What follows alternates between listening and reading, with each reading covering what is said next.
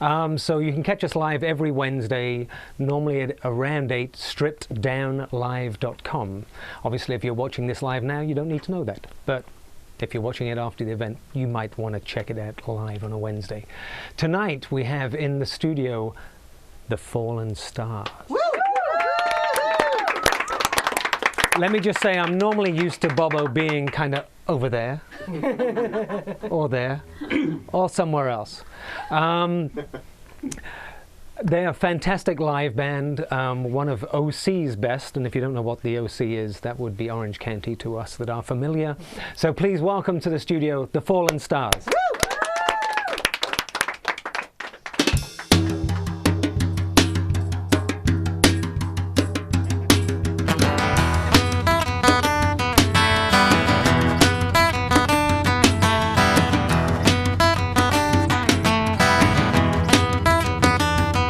Got a tank full of gas and a 5-volt maps of the highway. Gotta try and find my way across this big old country. Band broke up on tour, left me stranded just north of Corona. Traded my Telecaster for this beat up old Ford. That's 1, 2, 3,000 miles back to you.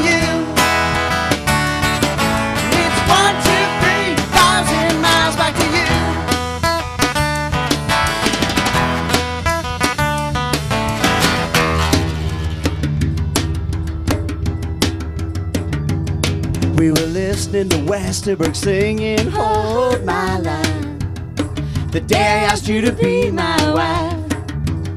Time for this one to come alive. That's 1, 2, 3,000 miles back to you. And it's 1, 2, 3,000 miles back to you. Couldn't take another day. Have to get the hell out of LA. Set up my back in a sky so blue. The shadows pointing me home.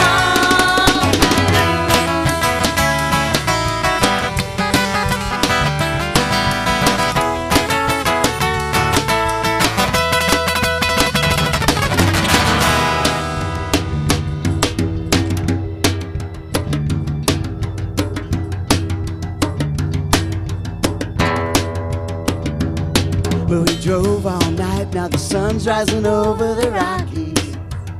3 more days and I'll be back in your arms and I'm never gonna leave. That's 1, 2, 3,000 miles back to you. It's 1, 2, 3,000 miles back to you. It's 1, 2, 3,000 miles. 1, 2, 3,000 miles. 1, 2, 3,000 miles back to you. Back to you.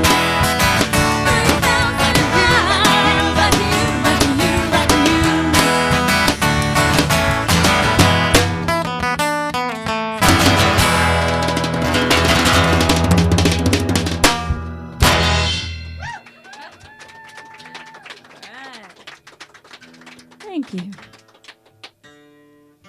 This next song's called Raining in Hollywood. You ready? All right. It's about moving out to LA and leaving all your friends and family behind and, you know, being a little homesick, but learning it's all right.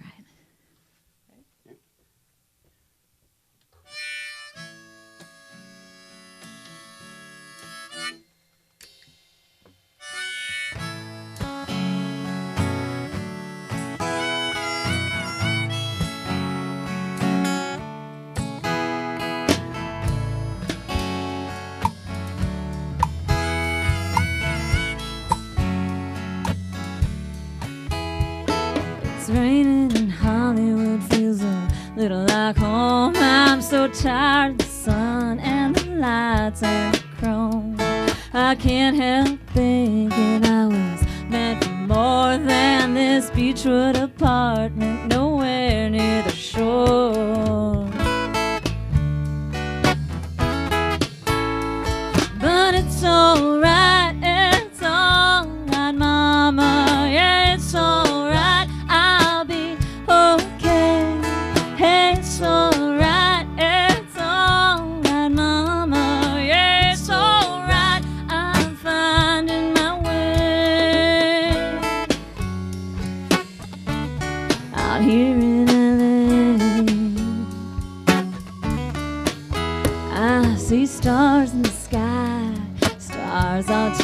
see when I walk down the street. The stars look right back at me.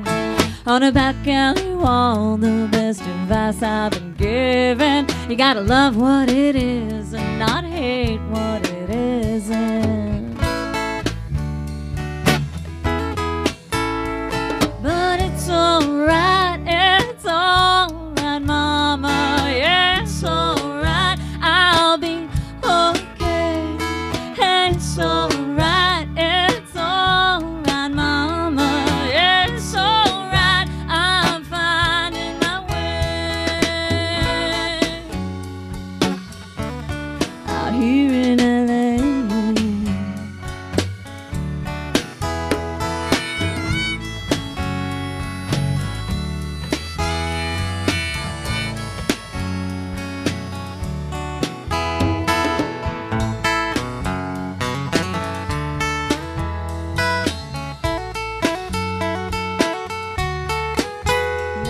it's raining and Hollywood feels a little like home, but I got a piece of the sun here I can call my own. Raining in Hollywood,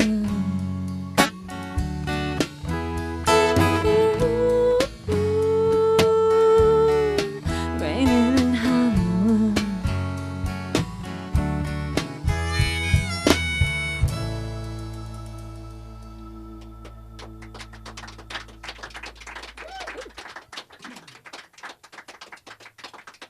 Thank you. Those next ones off our most recent album, and we're missing our horn section for this song, which is They said strip down. they did, yeah. We left our horn section in Louisiana. So this is called Welfare Cadillac, and it's about loving that piece of shit car that you drive.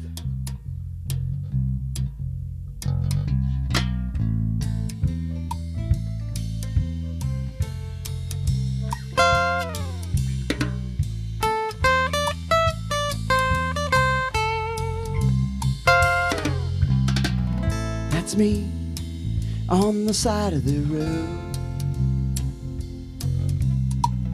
That's me pushing my car.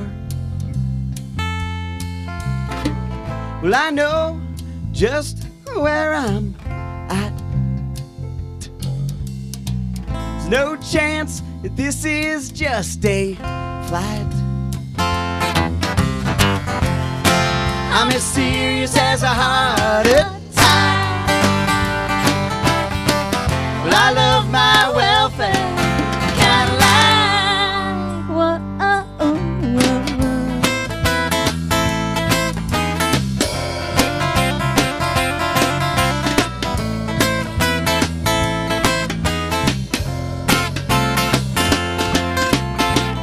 That's me hitching a ride.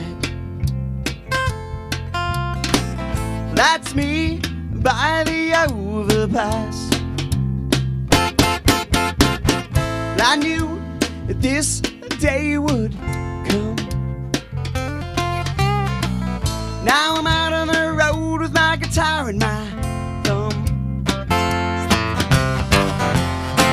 I'm as serious as a heart attack. Well, I love my welfare Cadillac. I know I should buy myself a new car. $200 a month, $300 a month, $400 a month. Well, I could buy myself a new guitar.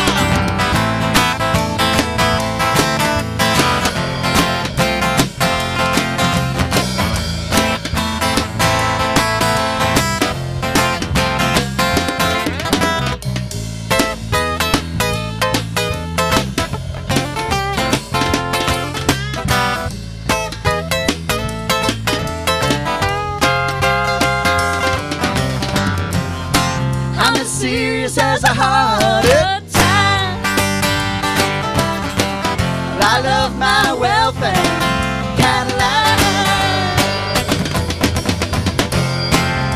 serious as a heart attack.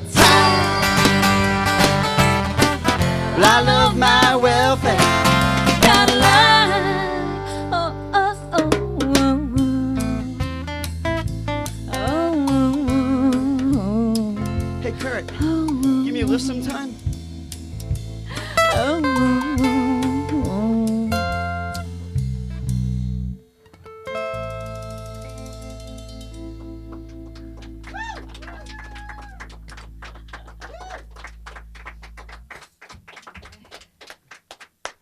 Because I mean, normally the first thing I do is try and get over a sort of geographical history of where someone's been. And now, were you originally from Boston? I know you moved here from Boston. Yes. Was that where you were both born, grew up? Yes, Billerica, Massachusetts, to be exact, but Okay. north of Boston. Yep, from the same hometown. We probably grew up about half a mile apart. Now, also we should mention that the two of you are married. Bobo and Tracy are a married couple for quite a while now, I believe. So what, I mean, I actually read somewhere that something kind of bad happened at home. I mean, a couple of friends died or something, and you made a conscious decision to sort of move to the West Coast at that point. Yeah. Tracy's brother passed away in '98. Right. And then our best friend, who was actually our lead guitar player, best man at our wedding, all that stuff, he died in a freak accident in '99. And then we just kind of said, let's head west and drive until we run out of land. And we ended up in Huntington Beach. Now, the Rainy in Hollywood song, which, you know, I'm listening to, and you're talking about a Beachwood apartment and nowhere near the sea, but actually you're now Huntington Beach, right? We are. Yeah. So we are closer to So the sea. when you first moved here, you were actually kind of in LA itself? we were hanging and out with didn't like it, or? Yeah, we were in a band called Hawkeye for a little while. Right. And two of the guys lived on Beachwood. And they used to always joke that it always gets stopped. Hey, how do you get to the Hollywood sign? And you can't, Beachwood is nowhere near. But it looks directly upon the Hollywood sign. So it's very close to the Hollywood sign and not anywhere near beach. So I don't know why they named it that. Although I do get stopped all the time because I live like just off of Mulholland, so I get stopped all the time about where's the Hollywood sign, because I'm walking the dog, so I look like I live in the area, which of course I do. But where, you know, and the thing is, it's one of those hard things you can't describe to someone how to get to it. No, you're not supposed Because to it's get to it, I don't it's think. way over, like it's in the East Hollywood Hills. You can see it from here, but Right. you can't Can't actually get there from to here. it. Right, as they say in New Hampshire. You can't get to it from here. You can look at it. Right. That's pretty much all you can do. So you end up moving here. You eventually end up in Orange County, which I'm guessing you've been there for a while, right? Yes, over 10 And- years. Yep. Now, when you moved here, did you originally think, you know, it's going to be music? That was a big part of the goal. I remember reading a Paul Westerberg quote, Paul Westerberg from The Replacements, saying, rock stars don't move to LA to become rock stars, they move there to feel normal. Right. And when we moved here, I definitely felt normal all of a sudden. Well, because music's embraced. Yeah. I mean, well, but that's, I mean, I'm guessing that goes for most major cities, right? I mean, Boston. well, Yeah. Boston's a bit like my hometown, so that's a little different. It has too much weird, like, history for it to be completely normal. Yeah. I mean, where I come from is a place called Bath in England, which is sort of one of the most historical places, and Boston has the same thing. So it has this sort of everyone knows what everyone's doing kind of thing, and I think I can say this because we're on a web show, but you can't take a crap without everyone knowing about it. So Let me just say, we grew up in a town of like 38,000 people. Right. My dad's was a town cop. My uncle's a town cop. I have 4 cousins that are town cops. There's a big difference between being that's popular definitely and Boston well-known. then. By any chance, Irish descent? Yes, well, yes. Strange. Yes. How strange, yeah. Burns, of course, Irish name, yes. Now, I mean, one of the questions I was dying to ask before, because, you know, once I obviously, you know, worked out you're a married couple and everything else, I'm like, how the hell do they do that? I mean, being married and being with now, you know, my wife now for 22 years, even if we're in the same house working, which we have been for a while, because her office is just being built somewhere else, long story, but the idea of working together would be insane for us. I mean, how do you manage to do that? It can be insane. We try and keep it separated. When we're in rehearsal, and you don't take any disagreements about the music home with you. Even if that disagreement happens to happen in your living room. But you can make that conscious kind of... I think so, yeah. We've done a pretty good job So of it, far, I so think. good. Yeah. Because there's lots of positive role models for married couples in rock and roll. Oh, yeah. Yeah, tons. Stevie yeah, Nicks and Lindsay. yeah. But, oh, that didn't work. Yeah, no, I don't think any of them have ever worked. Well, actually, no. No. my theory is any two famous people being married, like anyone who's in the same profession being married, just doesn't normally work out that Pat well. Benatar and Neil Giraldo. It's the only two we can really come up with. Actually, yes, they have been, yeah. And actually, but yeah, I mean, my wife used to work with Pat, so it's one of those, I think they're kind of normal-ish, so maybe you're just normal. Maybe we're normal. But unfortunately, that would I've make never me been accused of that. abnormal, though, wouldn't it? Yeah, that's true. Now, when you got to, eventually, you settled down in Orange County, did you then set about finding people to play with? I mean, you know, we have Jeff and Gary here, right? Yes. Yeah. And Jeff. And although I did notice that you'd had a couple of other different named drummers previous to Yes. that. I We mean, are I a don't know if Spinal it's Tap like a Spinal version, Tap yeah. thing, of whether he might just sort of self-combust at any At second any now. moment, if you watch him, Yeah. it could happen. And all that will Of be any left drummer is that a we've ever green played with. blob on Yeah. the... He's the most likely to self-combust spontaneously. Yeah. But is it always, I mean, basically you kind of keep it together as just kind of the two of you, and have you eventually worked out exactly who it is you kind of want to play with? I mean, I know you've sort of had a couple of different people in the band, but... A lot of time when bands break up or people leave, there's disagreements or things like that.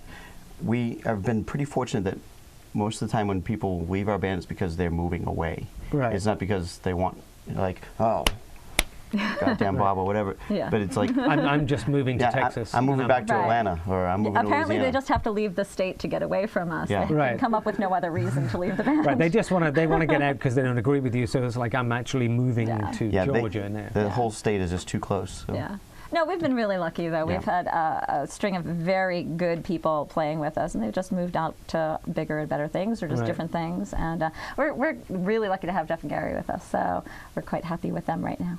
And now, how long have you, as a unit, been working? Gary's been with us a little under a year. He's our newest member. Right, so he could self-combust then. And Yeah. we could, yeah. Jeff, you're what, two and a About 2 half? years? 3.5. 3.5? Three? Swear to God, yeah. Really? Yeah, but you weren't officially hired. Oh, wait, you're still not officially hired. Is it the apprenticeship stage? Is what you're saying? Yes, exactly. Still on probation. Now, I mean, I know you. I mean, you are like a ridiculously hard-working band as well. I mean, I was looking at. Was it 2009? I'm guessing it was over 130 shows you played. I mean, even talking to you, Bubba, before we sat down, you were like, well, "Yeah, we did a gig at noon today, and then we came here." I just do one show a day when you can do two. Yeah. Is that? I mean, is it something you love that much? I mean, it's interesting because there are different sort of types of musicians, and where some just really are at home in the studio, others are really at home playing live. I mean, from what I get from you and watching you, is kind of live is where you're most comfortable, it seems. I do love playing live, and I drag everybody, you know. Gary lives next door to us, and obviously Tracy's with me. I'm like, come on, in the van. We got a show to go to. I'm like, where's our stuff? I'm like, I already loaded it in. It's time to go. But even in like with the, I mean, in Orange County, well, actually, I think it was the South California Awards when you actually won Best Rock Band and Best Acoustic Band in a Yes, in the a SoCal, competition. Yeah, SoCal Live Music Competition. Right. Music competition. Bob Leggett, yeah. So you, I mean, you play some like full band and some acoustically. We will play any show we can get our hands on. If Right. it's a full 4-piece, 5-piece show, great. If it's a 2-piece acoustic show, great. If it's him by himself because all the rest of us are booked, he'll do that and call it the Fallen Stars. So do you, too. you have other things you do? If you're booked to doing other things, when you say that, you know, if the rest of us are booked. That might be work. Oh, work. The other. that The we're real making the work. money, that kind Right. of thing. Yeah. Now, so you manage to combine day jobs with doing what you do, and Some of us. Some of us are better at that than others. well, I know you're lousy at it, but you know. I work a lot My mother gave me a magnet for the fridge that says, "I do many things very well, none of which generate income." Yeah. He's constantly busy, and it's usually always music related. So whether Right. it's recording other people, whether it's playing session work, whether it's tuning piano. He tunes pianos, folks. If you need a piano tuned. I do actually. There you go. How about that? Now I'm finding out something that could be really useful to me. Okay, what are you doing tomorrow? I'm actually in the studio tomorrow. Oh, damn. I'm actually producing 4 other bands right now. Yeah. 4 other bands? So you, I mean, you have a studio at home, do you? Yes. Right. So and you have other bands you record there. Mm-hmm. Now and it was actually hard to find, not hard to find a discography, but your discography came with just the 3 albums and one you've just finished. Correctly, or still working on, still finishing. Yet I'm looking at interviews where it says, you know, this is their 6th album. Are there ones I don't know about?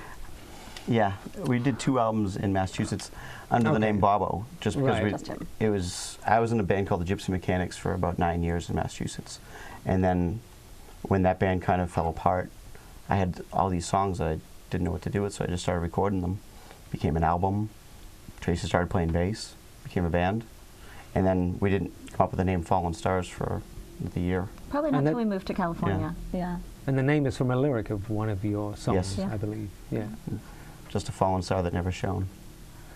And listening to a lot of the songs, and it's interesting because, I mean, as you know, being involved in the show a lot of the time, I think it was Gary Jules who quoted Bob Dylan about, you know, you normally write one song and you write that many times. I mean, the subject matter tends to be pretty similar all the way through. And so since Gary mentioned that, I was, you know, each week I'm kind of looking at what the one sort of recurring theme tends to be. And with you, the thing I came up with was kind of making the most of a situation that you don't necessarily want to be in a lot of the time. Interesting. I like that. And putting a positive spin on things that you could perceive as negative. Would that make any sense? That does. It does. I'm going to have to think about this for a while, take a look at all the songs. But yeah. I know that we have a lot of songs about traveling. Getting Yeah, I out of mean, there is situations. that, and it's always, I mean, even like sort of a rainy day in Hollywood, I mean, that is a, Welfare you know, Cadillac. Welfare Cadillac. I mean, all the songs and the other songs you will be playing, they tend to be, you know, I'm here, I'm stuck in this situation, but it's okay. I'm going to make the best of this. And I like that so a lot. well, No, I'm now telling you about what exactly it is you write about. We didn't know. See, it's a good thing we're here. Yeah. We didn't know that. So now you'll get to the next song and you go, okay, we can't write about that anymore. Apparently we're a Wrote that one-subject band. We need to write about making the worst of a good situation. Exactly, yeah. Sounds like an Elvis Costello song to me. Yeah, he would do it the other way Yeah. around. No. Yeah, he would like, everything is fantastic, but it just sucks to me. The other side of summer. Yeah. Every day I write the book. Yeah. Although actually every day I write the book will be a different example. But now, I mean, you've the amount you've played. I noticed you'd like played with like I'm guessing supporting and playing on stage with some pretty great bands. Matthew Sweet, who's I guess last week was one of them. Week, yes. My favorite, to be honest, on the list was Ian Hunter, because I'm actually a huge Ian Hunter fan. He was so great. He was amazing. Actually, I remember talking to him after the show and saying, you know, it's really an honor to open up for you. And he goes, you didn't open up for us, we closed for you. What a guy. Like, wow, just so gracious. Yeah. Now, do you, and again, it's back to the sort of making the best of a situation you're in, and you're, you know, obviously second on a bill to someone else who's bringing in people. But it seems to me you treat that as a learning process of God, exactly what you can learn from these people. Absolutely, absolutely. Every time. Every single time you watch them, you pick up something new, you learn something new, and you can get a new opportunity to connect with new people too, because they've got their audience coming, and you find the commonalities between your music and theirs. So it's a great opportunity all the way around. Actually, I think I'd prefer just opening for big bands, because then I get to be entertained too, Right. and get to play a show. And you get in Great. for free. And we get it for free. That's great. And sometimes we get free alcohol. Now, is the like Orange County, because who was it? Was on the show a few weeks ago, but we were talking about the sort of Orange County, sort of going from LA to Orange County, which is very different from Los Angeles, even though we're, you know, obviously behind the orange curtain. Behind the orange curtain, yeah. Somebody had to say it. And, you know, we're right next to each other, but the feeling of the place is so much different to LA, the city itself. Yeah. Yet there's so many like great bands that came from Orange County, like Social Distortion, no doubt. I mean, there's a long list, and even Rickenbacker Guitars was started there, which of course you're flying the OC flag over there. You unfortunately are playing a Gibson, and you should be playing a Fender, which are all also started in Orange County. Is there? Because I mean, obviously I've not experienced it because I've never lived there. But is there a noticeable like feeling about being in music in OC that's very different from Los Angeles? Well, we made a running joke for a long time that, oh, you're from OC and you're in a band and into Social Distortion? The hell you say? Because Social Distortion is king there still, as is punk, rockabilly. Are very big out there. What's the other one? Sublime's very big out there. Still huge. And there always seems to be, with what we do, it feels like people are always going, you know, you guys would be great over there. Somewhere else. Somewhere else. Somewhere else. Go somewhere else and they will love you. Yeah. Like, we would do some of the country and things like at the Grand Old Echo, and we'd be like one of the hard rocking bands at the show, and then we'd play someplace else and there'd be all these rock bands, and be like, obviously country that we're doing, and so we always feel like we're in the middle of this nowhere land. But do you actually? I mean, I always hate putting labels on any kind of music, but I mean, if one were to talk about what kind of music you play, it is somewhere between sort of Americana, country. We call it Americana rock. And where they two meet. Yeah, and it's so, and it is so kind of not West Coast in a strange way. It's. But we don't know where it's from. You know, I find that around here, the best match we seem to find is more inland, more riverside. You know, where it's getting into the desert area, and it's got more of that western feeling. You know, sort of. It's the bit between the coasts. Yeah, it's like once you get 10 miles inland, then people understand it. We do pretty well in Texas too. Texas. No, I mean that would make absolute sense. Yeah. And actually, you did. Wasn't there a tour, the LA to LA tour, the Los Angeles to Louisiana the tour? You did. Now, did you find that the audience got more appreciative as you went across and down, as they say? I don't think I noticed actually more appreciative, but you definitely get that in Texas they get us a little bit more. I think it worked kind of all the way across, different audiences every time, but that's all right. That's what we love. Well, let's get on to some more music. I'm being given this. Oh, goodness. This in the background. I think that means one syllable. Yes, it's one syllable. Sounds like what could be like time. Yes. So welcome back to Fallen Stars. We will take your questions, by the way, afterwards. So if you want to, on Twitter at Strip Live, or if you're in the chat room, send in your questions, and I will ask them to Tracy and Bobo afterwards. Ooh, okay. Welcome back to Fallen Stars. Woo! This song is called APB. So yeah, making the best of a bad situation. I wrote this song. I was thinking about this time when me and some of my friends were about 17 years old, and to say that you're smart at 17 is wrong. And we went to KB Toys and we bought some plastic guns, and we were driving around town shooting cars. Now, it was an evolutionary thing, because before that we had a camera flash and an air horn, and we'd drive up to people and we'd blast the air horn at night, and they'd turn around, and then we'd flash them with the camera. You were a jerk. Yeah. This is before the internet, so we had nothing else to do. So we got the guns, and it turned out we were actually wanted for a weapons violation. I can't understand that. But took that idea and just kind of ran with it. Lately, I've also been telling the story about how I jumped a Crown Vic, but my dad doesn't like me telling that story. Yeah, you should probably stop telling stories about your family. Oh, wait, I got an idea. Ooh. We need help on this one. Anybody play cowbell? I don't know help. What do you want me to do? Hit it. When APB comes up, everybody's got to chime in with some APB. You'll figure it out here. He sings APB, then you sing APB.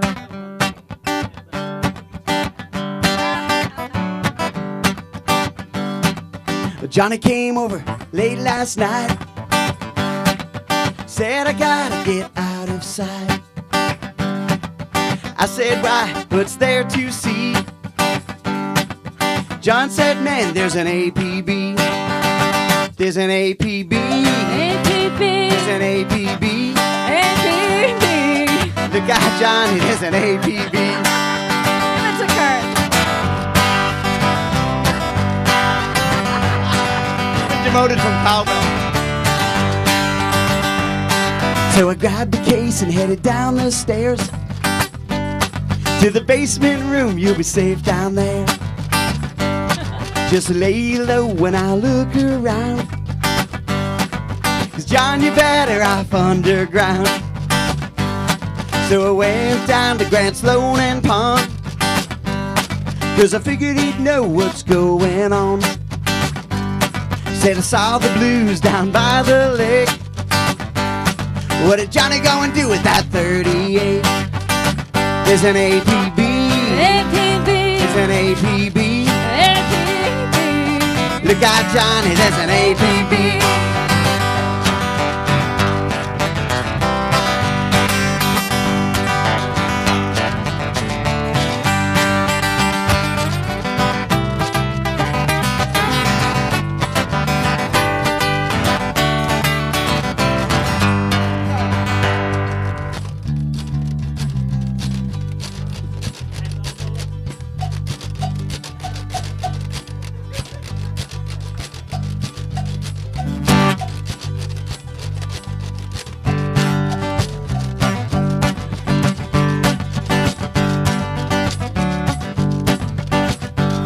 So I hit the well, grab a beer or two, try and figure out just what to do. 'Cause everyone was wondering where he'd go. I knew too much is what I was told. Shut my mouth up when the cops walked in. Turns out harboring a fugitive is a sin. Later that night, they took me home.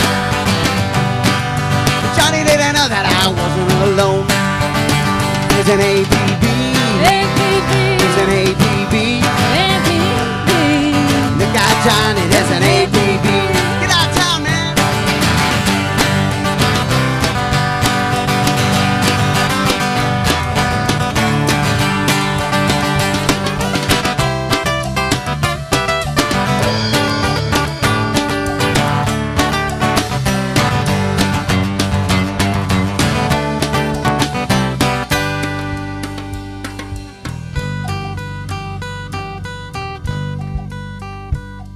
I'm sorry, John, didn't mean to tell. Had a bit too much down at the well. And I guess I'll see you in 7 or 10. If you get out early, well, I'll see you then. There's an APB. There's an APB. Sorry, John, there was an APB. There's an APB. There's an APB. Sorry, John, there was an APB. I'm sorry, John, there was an APB. Sorry, John, there was an APB.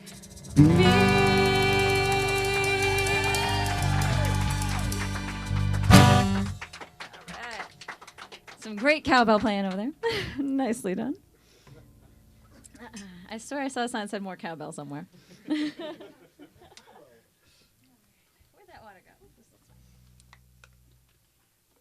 go? So this next song that we're doing, ooh, we got a tune. You broke a string last time, didn't you? Yeah. Yeah, I thought so. Strings break. It's why I bring extras. Those strings are almost 2 days old. So this next song is called Jericho, and a friend of ours, Charlie B. Roberts, wrote this song, and we kind of took it and changed a few things on it. But I wanted to say that he and I wrote a couple songs that are in the Showtime TV show Wild Things, and it's on TV now, and hopefully checks will start rolling in. Mm-hmm. Big fat one. I take little ones. I take any. Checks of any size are welcome. Send them to Baba. You good? Yeah, I break everything. I know. He's a little Jericho.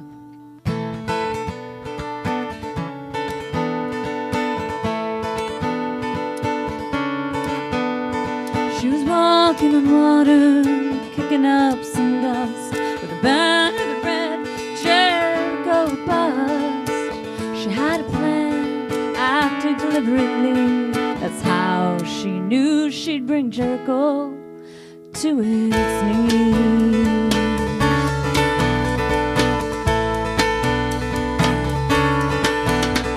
The storms were tall, but hopes stood taller. As the yellow moon set, the village voices got softer. Some would get hurt, with a certain being, but still she had to bring Jericho to its knees. Oh, Jericho, she whispered so softly.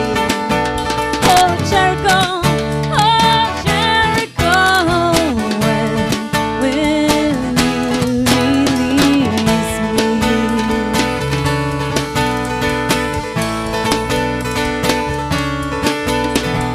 My perception, she had all figured out. What was outside needed in, what was inside needed out.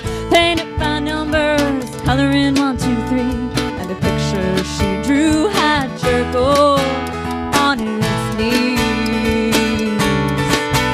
Oh, Jericho, she whispered so softly. Oh, Jericho, when will you release me?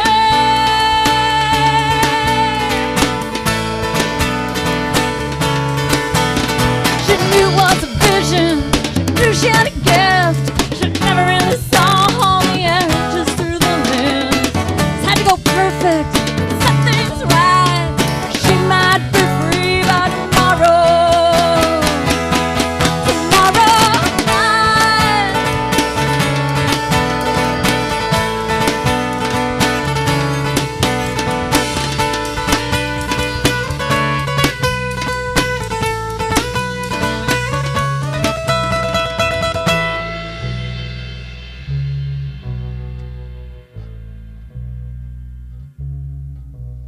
She hit the drum the 7th time and watched the spires fall. As the breeze blew away the dust, she waited for the call. Where the proud one stood, the meek would now walk free. On the day she brought Jericho to its knees. Oh, Jericho, she whispered so softly. Oh, Jericho, when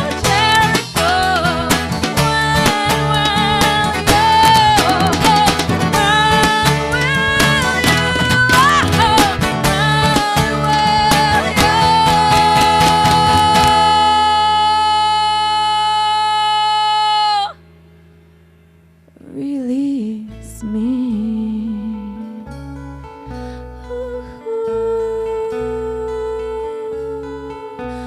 Oh, yeah.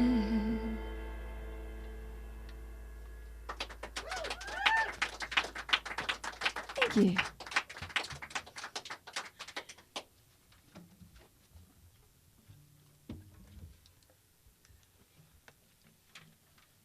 When I strip down, I only bring 4 guitars. That's true.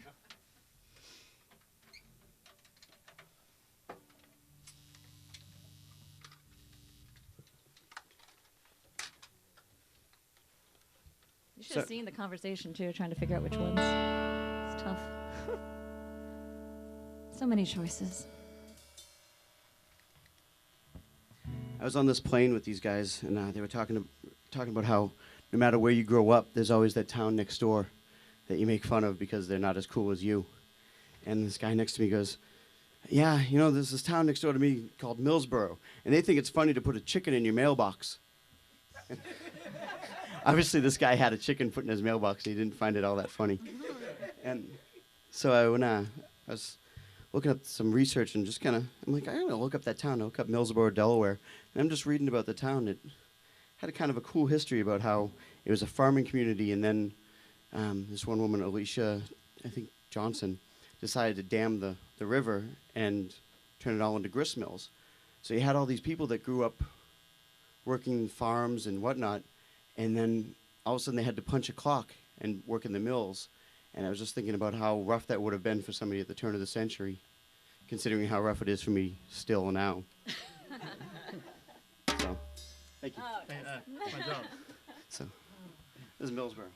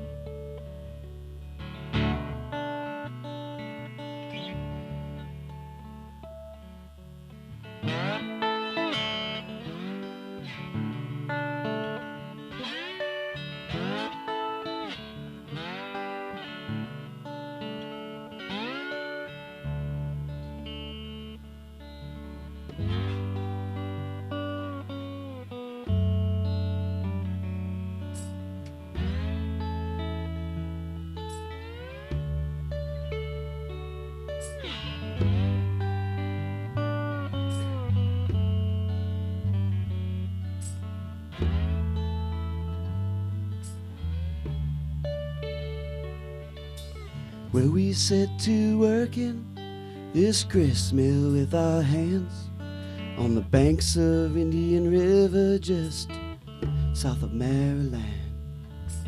I just said, build a dam and we dam that riverbed.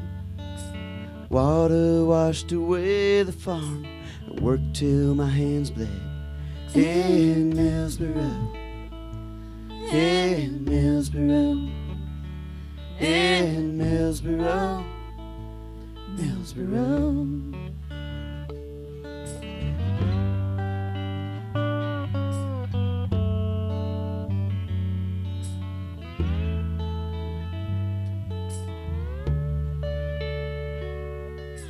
Well, I can see my life spinning on this wheel, grinding me away until there's nothing left to feel. And I used to believe in the goodness of all men. I put my faith in God, but now it's growing dim.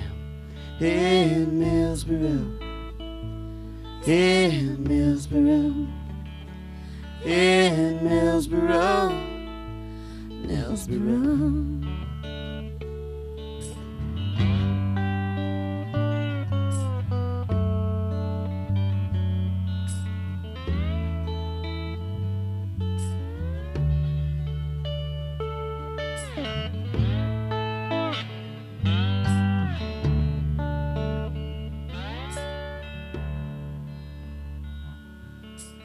Meet me down Old Landing Road, where my farm once hid. Tonight we'll steal away across the bridge of Millsboro, of Millsboro, of Millsboro, of Millsboro. Goodbye, Millsboro. Goodbye, Millsboro. Goodbye, Millsboro, Millsboro.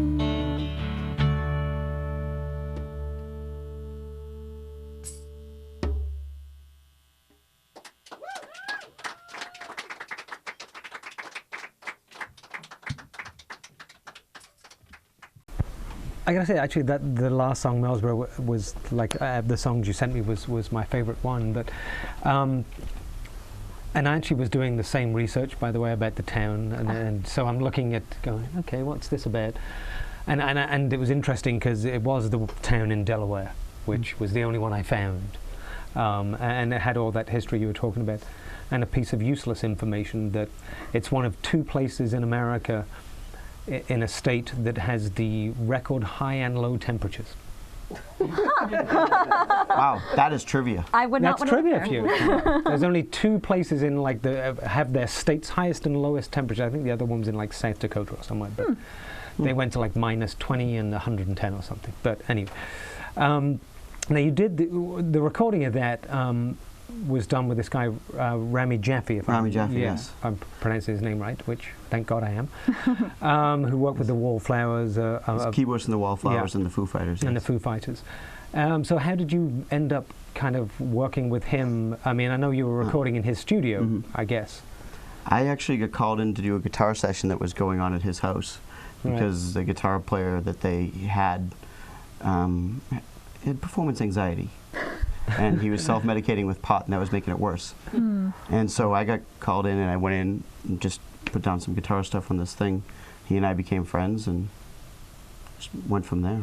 Now, did he do a whole bunch, he did a bunch of keyboards on the last album? The keyboards that Jeff didn't do.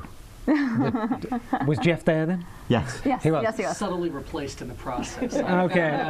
Back and listened to the album, I thought, well, this is really good. But I didn't play this. I'm better than I think. You were nice enough not to tell me the truth for a while. Now, also, you just came back from Europe, correct? You were in Europe for a few weeks, and you actually you've had a kind of radio hit that went top 50 radio in Europe. The Top first 50. song you played. Yeah, see, top 50. I like it. The first song you played, 1, 2, 3, 1,000 miles away from home. 1,000 miles back to you, yep. Back to you. Yep, Sorry. that's all right. See, I'm like That's I what get you the just first call it, bit. 1, 2, 3. You know, 1, 2, 3. 1, 2, 3. I understood. We were changing to Eins, Zwei, Drei when we were there. Yes, it was a big hit. Did you? No, you didn't do it just for them. or Not did for the recorded version, but when we played live, we Right, did, yes. you know, because they could sing along. Now, was there like a difference? I mean, because going back to the sort of thing about your music being, I mean, incredibly American. I mean, you call it Americana or stroke country, stroke pop, stroke everything else. How is it received in Europe? I mean, and Germany is one country that's kind of strange as well. Very well. Yeah. I mean, to get radio play here is Clear Channel, who owns every radio station now.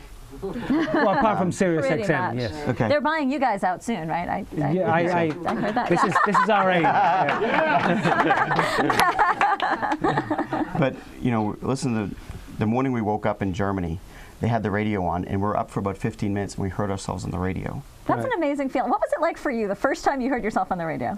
It was so long ago, I don't remember. I am an old man. But I bet it was good. Yeah, I mean, it's great that you've done something that actually you hear somewhere else. I mean, I got to confess, I don't kind of think about it too much because it tends to be a distraction more than anything else, which was my next question, whether that kind of, you know, you kind of get a taste of something and whether you're like, oh, I want more of that or I want less of that, you know. I will say, when we were informed, oh, we made number 43 on the charts, and they said if you make top 40, like that's a big thing. I'm like, Right. I was thrilled to be 43, and now all of a sudden I'm like, ooh, 43 is not good enough. Yeah. Oh, we have to get more. No, it is. So I mean, it's one of those things you yeah. never think about, and then all of a sudden it's on your mind. But it was fun. I mean, it is. It's kind of that be careful what you wish for kind of thing, and what happens is, I mean, I think it's the same throughout Europe because it's the same in England, and I know it is in Germany as well. Where if you hit the top 40, you get on the TV show, or at least potentially get on the TV show, which is where radio translates into the TV show and visuals, and so has a much bigger audience. So falling just slightly short was like you're sitting there going. It was still really nice because it's so far off of our radar. Doing everything that we do, you know, by ourselves, you know. And I'm not to say we do it by ourselves. We have a lot of people that help us out and do things with us. We have Anna, our intern, here tonight, and but I had a whole team. Had a whole team of people doing the hair and makeup here tonight.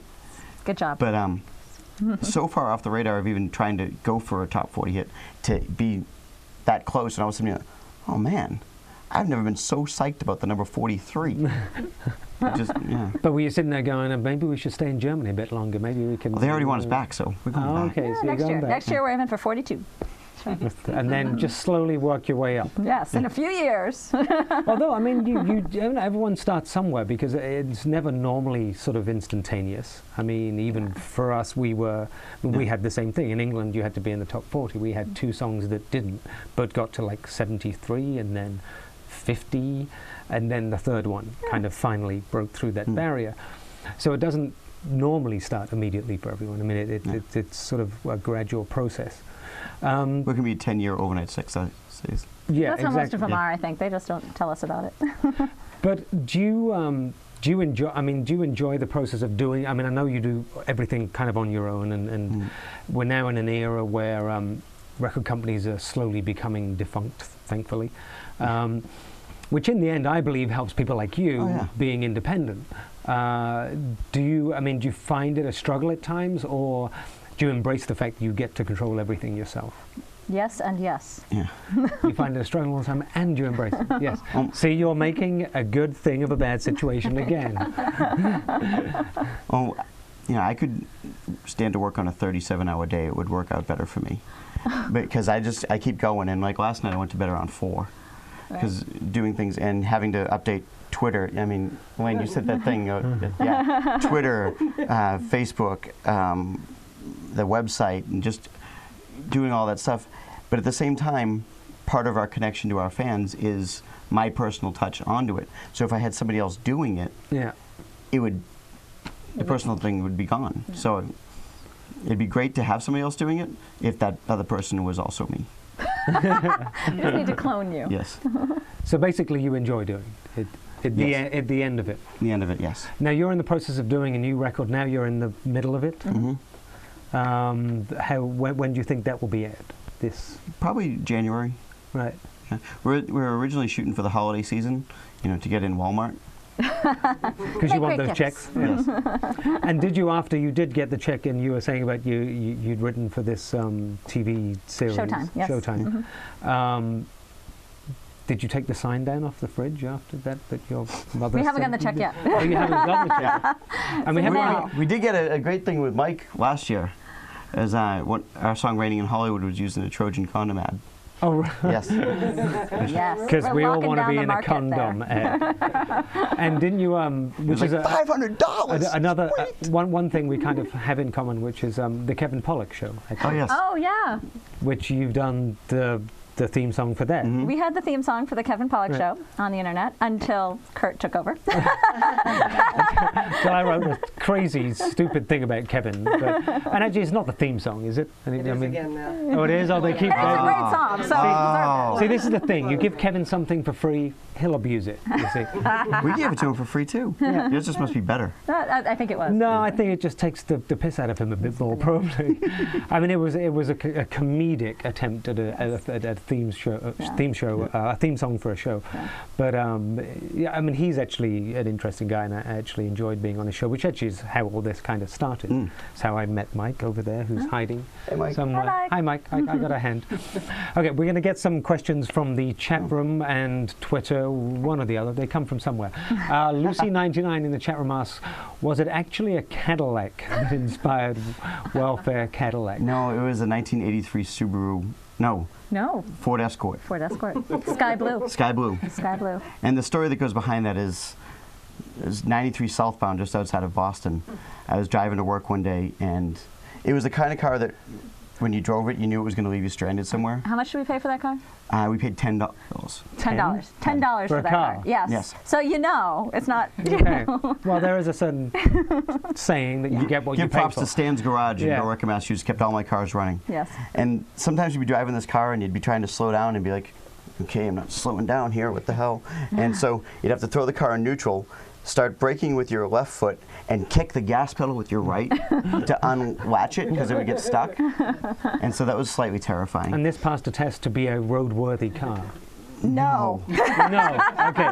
But when it died on the side of the road, I had to walk a few miles to work. I have to say, my concern about it, like when I read about the song, and I actually just, I see the title initially, and I'm like, I see a title, Welfare Cadillac, and you're from Orange County, and I'm like, Oh, We're not from the good part. really? I was like, okay, is this about welfare people that buy Cadillacs? Or are we getting into the serious Republican side of Orange County? And I was like, But then I read further and noticed you'd played at a Democratic fundraiser, and I was all okay with everything after that.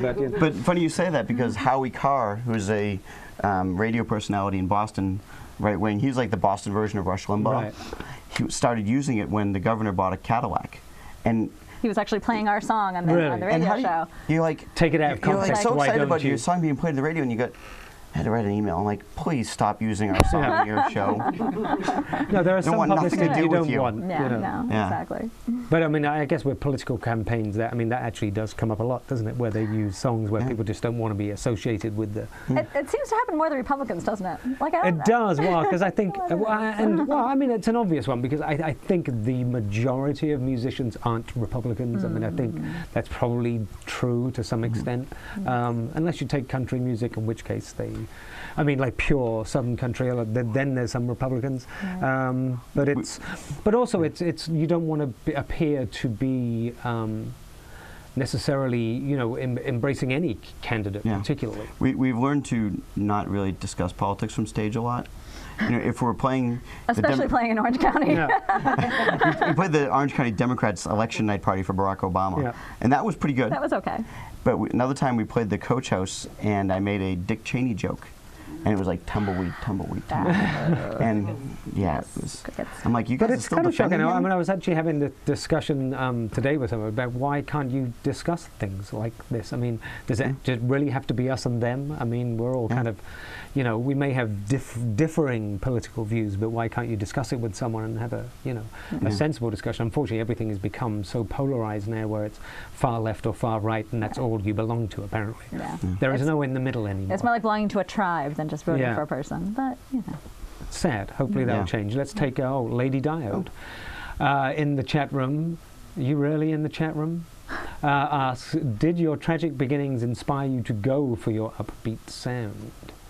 I'm not sure it was an intentional choice. I think we just like to rock, and it's. I mean, it's one of the. I mean, it seems that most of your. The feel behind the band and most of what you do is kind of inspired by playing live, it would appear. Yes. We had, after Jeff and Jesse died, our album that we released then was very down, and we don't play any of those songs anymore. It was more therapeutic than anything else. And we released that album, and 2 weeks later we moved to California. Right. You can only play the dark stuff for so long, I think, until it really starts to get to you, so you need to let the fun stuff out. Yeah, I like to still play the dark stuff, but just do it with a smile on my face. Oh, there you go. It's like the sort of really evil kind of me. But, Vampire Mob in the chat room asks, what was the last song each of you had stuck in your heads against your will, bar my cowbell playing? And let me just say, I took the cowbell from Elaine, because you can't play in time to save her life. Is the only reason I grabbed it. That's a great question. What was the one I yelled at you guys for earlier in the car? We're doing Michael McDonald. Stuck in my head. What is it? What a Fool Believes. Michael McDonald. And he was singing it. He does a terrible Michael McDonald impression. It was not good. Yep, that one. Yeah, it was not good. Yeah, today I've just got, you know, flick your hair back and forth thing, the Will Smith's daughter's song that my daughter finally made a CD of this. Well, she bought it this morning on iTunes, made a CD, put it in the car, and I'm like, I got to listen to this 10 times before I get to school. Really? But, you know, I can't, you know, I have no control over what they listen to, and don't want any control over what they listen to, otherwise I'm going to end up sounding like my parents. That's true. Hawking Homeboy, okay. I'm wondering if Hawking is like Stephen Hawking kind of thing, or he's just selling something. Hawking Homeboy in the chat room asks, what gear and instruments make up your live and private rigs? Okay. A bunch of guitars, only 4 of which are here tonight, it would appear. I typically go live with 4 electric guitars as well. A Rickenbacker 12-string, a Gretsch Tennessee Rose, a Telecaster, and Gibson acoustic. And I'm actually endorsed by Jaguar amplifiers as well. And Tracy plays. I play a Rickenbacker. That's all it. I play. Yeah, that's all you need. Yeah. One The Rickenbacker, Rickenbacker has the 4001, distinctive sound. Done. Rickenbacker, Ampeg, and a chord. What do you Yeah, normally yeah. record on? I mean, if you have a studio at Oh, home. Pro Tools. You're on Pro Tools. Yeah. And Gary plays Orange County percussion. Yeah, Orange County drum percussion and all Zildjian LP. What is the little Oh, your little board here? Oh. I'm sitting here That's the- fascinated by I don't that. know. I never actually played it before. This is like my first time. And what is it? What's it it's, called? it's called a Pedal porch It's called a board. porch, A porch board. board. Porch Yep. board. And just gives a thump.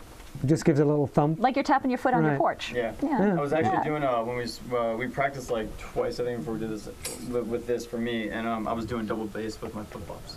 No, I'm sitting here going, is that just something so that he can do the bass drum thing Yeah. without the That's bass it. drum so he can just play? That's exactly it. Yeah. Mike said Yeah. no bass drum, so we got around it. Sorry, Mike. Cool. Memos Fade 82 in the chat room asks, is there a particular artist or song that each of you are into right now? Yeah, Michael McDonald apparently. No. Oh, you're going to me? Yeah. Oh, God. I think, and I keep coming back to it, is some of Ryan Adams' work. I just can't get away from it. And a classic is Bruce Springsteen. I mean, that's always Bruce Springsteen. So, I think I was listening to it in the womb. So it just Anyway, I stays mean, with there me. are a lot of similarities between the songwriting and the, like Ryan Adams and Bruce Springsteen, like you mentioned. True. It's that kind of, it's weird because when I was sort of first came to America, it's that the only way I ever classified it was like that American driving music, Yes. where you're in a car, because when you're in England, really we don't go very far because it's very small. So it's not sort of I got to entertain myself for 3 hours while I drive from here to the next available city, and everyone spends time here driving. I mean, in Los Angeles, I spend half my day in a car, and that's just going backwards and sitting in traffic. So music ends up being your entertainment. So is that kind of what you grew up on, that kind of driving music? What would it keep you entertained in the car? Well, when I threw out the cowbell and the shaker, I was... That was a little oyster cult moment, by the way, I know, for me. that was nice. The first thing I remember listening to was An Evening with the Irish Rovers. And it's this live recording they recorded in like '62. And I go back to that all the time because there is so much energy and fun happening in that room that it's where I always wanted to be. Right. So that's why the love of live playing and the need to do so much of it. If we can fit in 5 gigs a day, we'll do it. I think we've done 3 in one day. I think that was the most we've done. Is that the most? Yeah. I think we did 5 in 3 days. We did that, was good. yes. Yeah. We did 5 in 3 days in 4 different states. Ah, that was a fun weekend. Driving? Yeah. Whoa.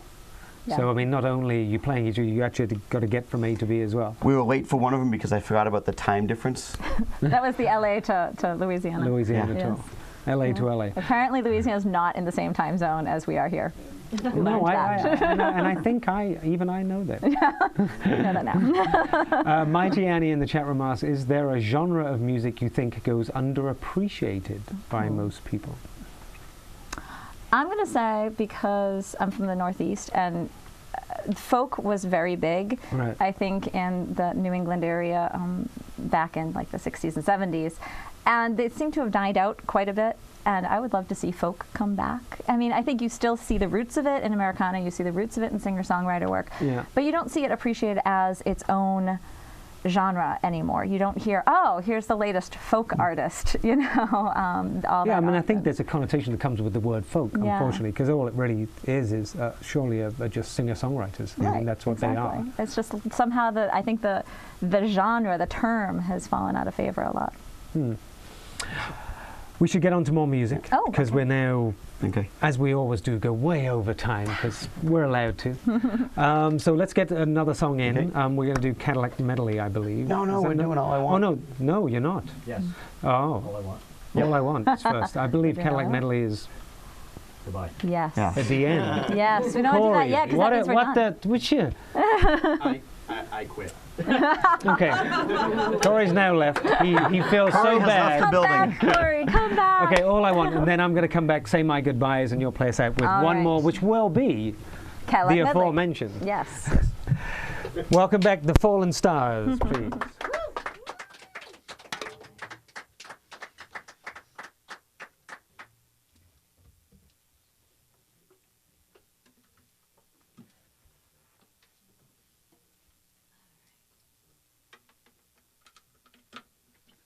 So then, now that I talked about folk, this song is in no way a folk song. This is, of anything, a pop song. Probably one of our first pop songs. You know what? We're coming to terms with that fact. Pop can be fun. There's nothing wrong with it. You guys ready?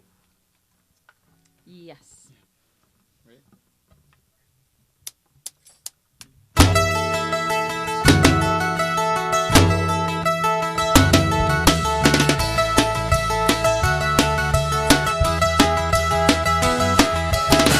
I can see your eyes are looking around.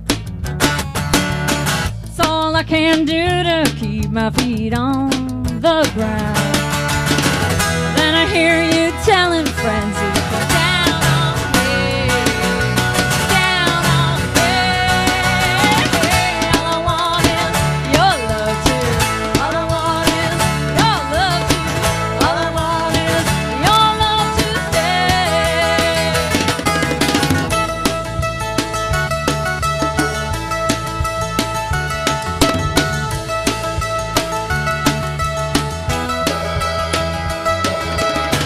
When I feel it all slipping away, you don't even hear me calling your name. I don't need you telling me it's not the same. I know it's not the same. All I want is your love too. All I want is your love too. All I want is your love to stay. Someday you'll see there's nothing better out there than what you've got right here with me.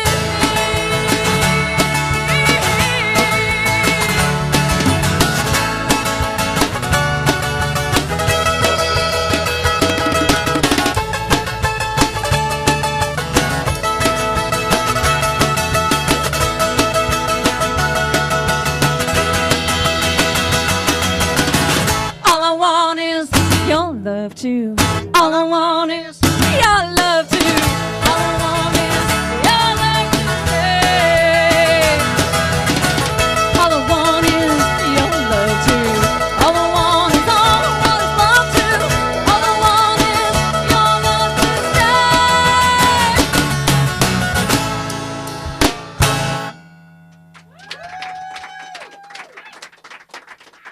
stay. Okay, that's nearly it for this episode of Stripped Down Live. There are many other shows filmed in this wonderful Streamin Garage, or Streaming Garage. You can find them all on Blip TV, so just go to Blip TV. Have you got your own Streaming Garage little network yet? Yeah, on YouTube. On YouTube you do, but on Blip, have they given you your own? No. Oh, that's gonna be on Roku soon. Oh, that's going to be on Roku? Yes. Okay. So, Streaming Garage, Stupid for Movies, Stupid for Dexter, and Stupid for Fantasy Football, am I correct? Yep. How's that for a memory?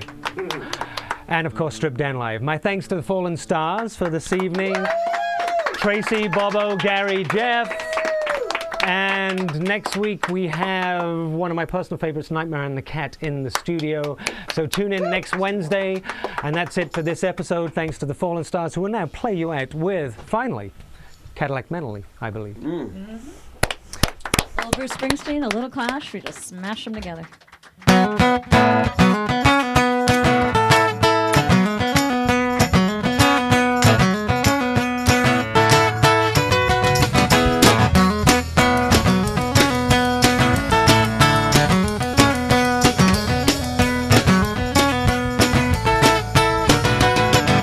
With this he sits a buddy just a gleaming in the sun. That agreed a record man when his day's done. Gonna pack my car and I'm gonna pack my pants. Gonna take him down to the Cadillac ranch. Eldorado, Finsbury, rivals and skirts. Ride just like a little bit of heaven here on earth. Buddy, when I die, throw my body in the back. Drive me to the junkyard in my Cadillac. Cadillac, Cadillac. Young and dark, shiny and black. Open up them engines, let them roll. Tearing up the highway like a big old dinosaur.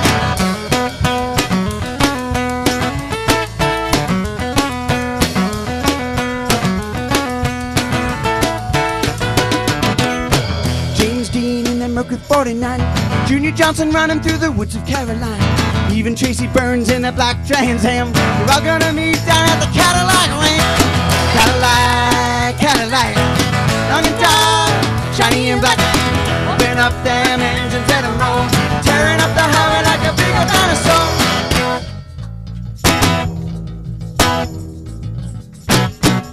Baby drove up in a brand new Cadillac. Baby drove up in a brand new Cadillac. She said, oh, come here, darling, well, I ain't ever coming back. Baby, baby, won't you hear my pleas? Come on, sugar, just come on back to me. She said, bows to your daddy, but she ain't coming back to me.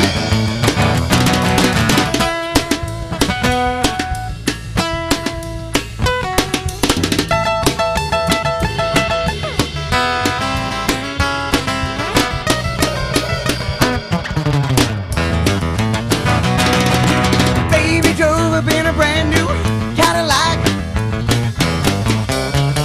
Jesus Christ, did you get that Cadillac?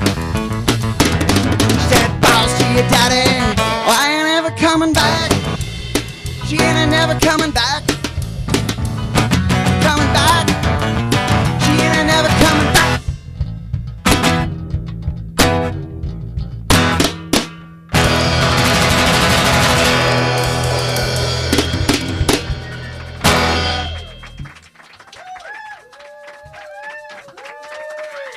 Thanks, everybody.